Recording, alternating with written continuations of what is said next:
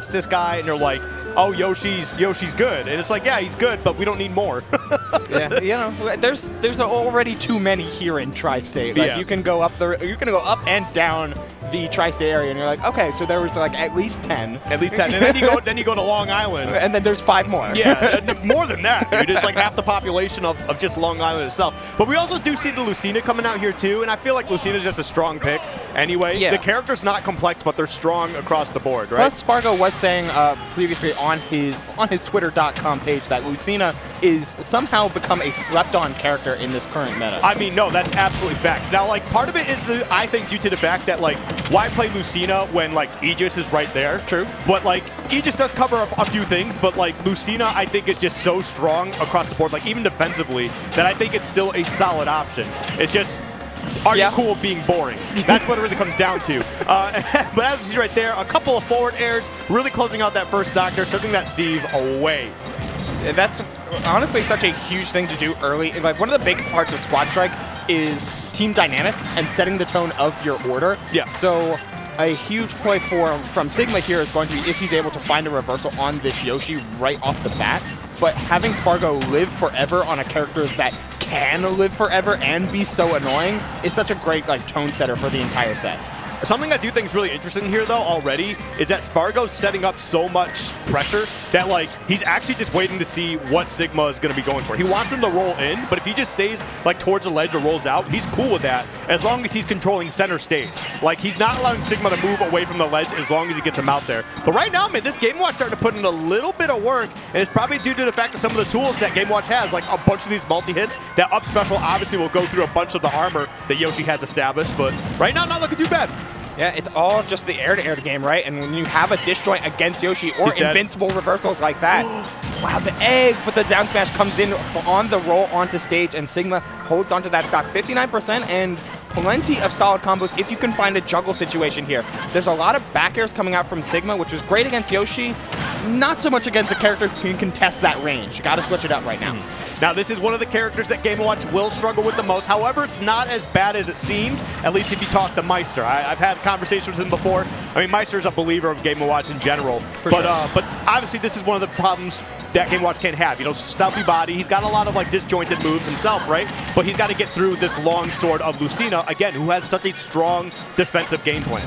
And those were the kind of earlier situations that I really want to see here, Skip. I want to see him take it to the vertical, whether it be with up B or to start juggle, some more neutral airs instead. Lucina is very floaty and can sometimes have a lot of trouble getting down, but that Game & Watch is absolutely gone from center stage with that back air, and now Sparg0 has a chance just to hold things through with a Joker he should be pretty familiar with.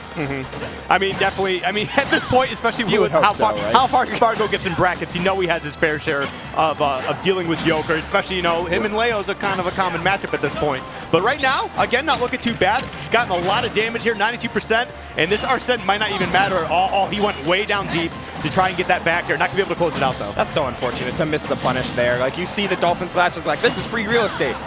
Wait, hold on. Yeah. Dolphin Slash is still like a crazy move. It's like actually incredible burst option just out of shield in general. But right now it's about trying to get back to stage, and even if he somehow finds a way forward tilting just for, you know, for something. Come on. I need to get stuff forward. All right, due justice has been given. Like, what is it, 5 whiffs into 1 hit, and the game set and a match there for game number 1, 2 stocking with the Lucina. I do got to hand it to Sigma 9 set, though. Great tag, by the way.